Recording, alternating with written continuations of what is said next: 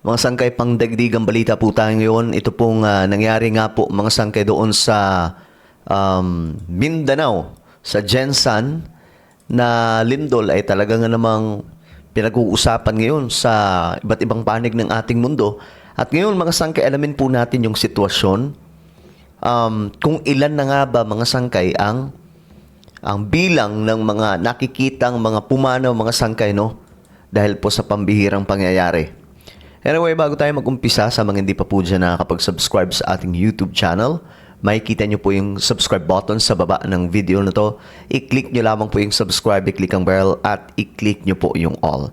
At sa mga nanonood po sa Facebook, i-follow nyo po yung ating Facebook page. Okay, so ito yung situation ngayon mga sangkay, no? Pinag-uusapan na nga po, no, sa international. Ayan. Ito yung balita mga sangkay. A 6.1 magnitude earthquake off the coast of Cuba was felt in parts of Florida. Multiple buildings were evacuated in Miami, we're told. So, hindi lang sa Pilipinas, mga sangkay, kundi sa iba't ibang panig ng ating mundo nagaganap ngayon itong pagyanig ng kalubaan. Ito po ay, ito sabi dito, 6.1 earthquake near Cuba felt across southern Florida. So, ganun din po ang nangyayari sa kanila, hindi lamang po sa Pilipinas. Due to the shaking, and according to our affiliate in Orlando, Florida, people across the state reported feeling the quake, including people as far north as Disney World. Joining us now is NBC News meteorologist Bill Cairns. Bill, what more do we know, and is there a risk to the public in Florida at this time? Yeah, when you talk about a 6.1 earthquake, all our West Coast friends know that that's a significant earthquake. It's not like a 7 or devastating 8, but a 6 is something that will rock you pretty good depending on how close you are to it. So this is where the epicenter was, kind of in between western Cuba, and then down here is where Camp Acuda is located. It occurred right after 1 o'clock Central Time. So, ayan. 6.1 magnitude po ito sa Cuba. So, hindi lang sa Pilipinas. Ngayon, move forward po tayo. Ito yung sa Pilipinas ngayon mga sangkay na naibalita din po sa ibang bansa. Tonight, the death toll is rising from a devastating earthquake that hit the Philippines. Dozens of people killed. The magnitude 7.8 quake collapsed buildings, forcing people into the streets. Here's ABC's chief international correspondent, James Longman.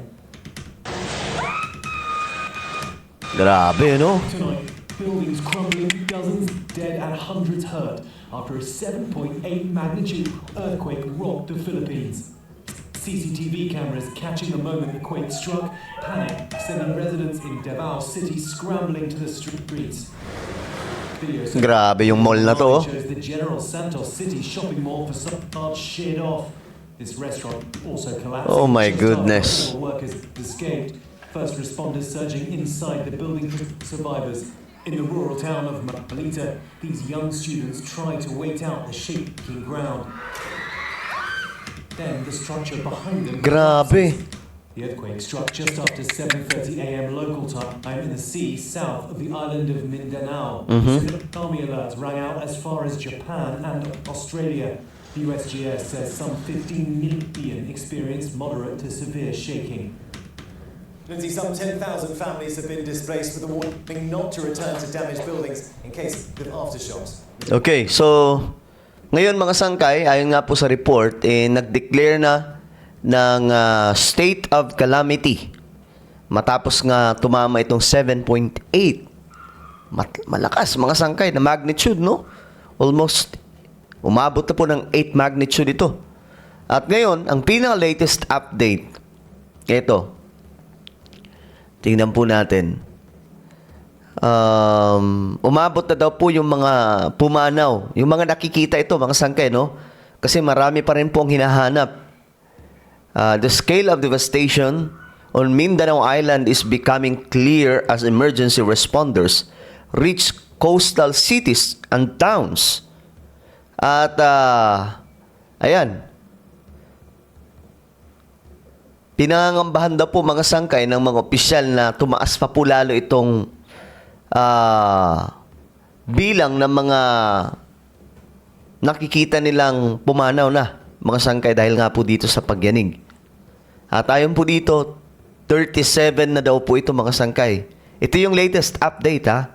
37 ang nakitang pumanaw na. At may 487 na injured. So, tataas pa raw po ito.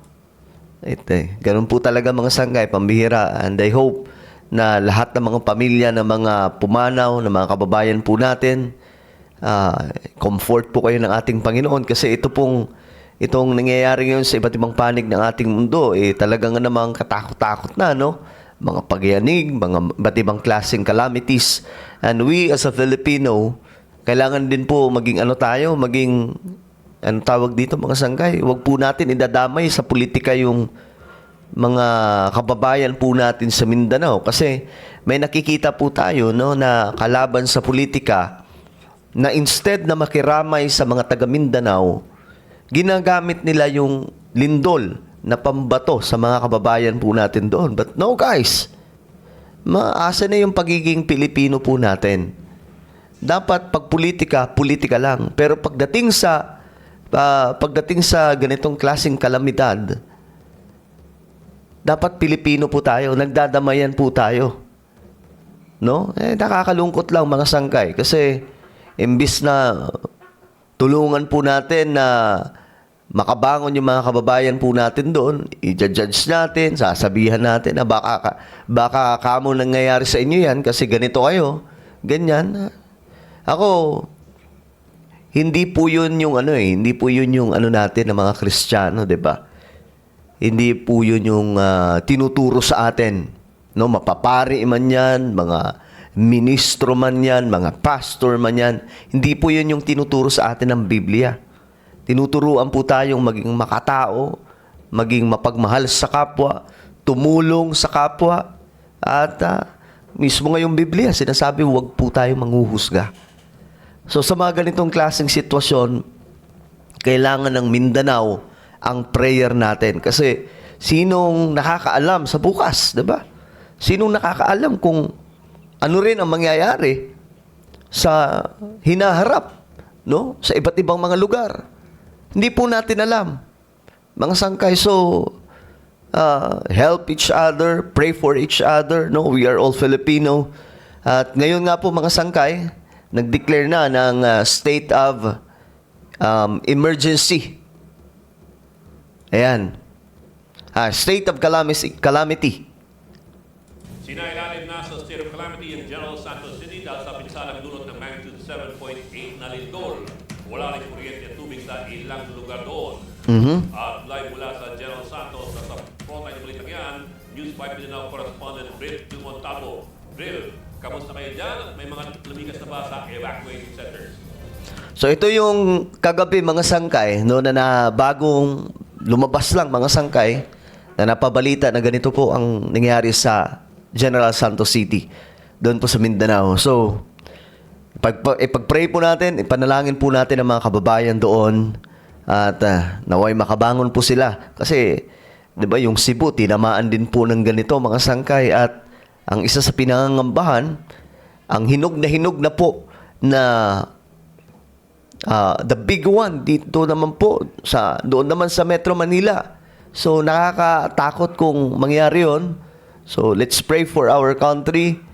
Pambihira, naway hindi pa hintulutan ng Diyos ang anumang mas mabigat na kalamidad o disaster. Ano po ang inyong opinion? Comment down below. Huwag niyo pong kalimutan na i-subscribe yung ating YouTube channel. God bless everyone.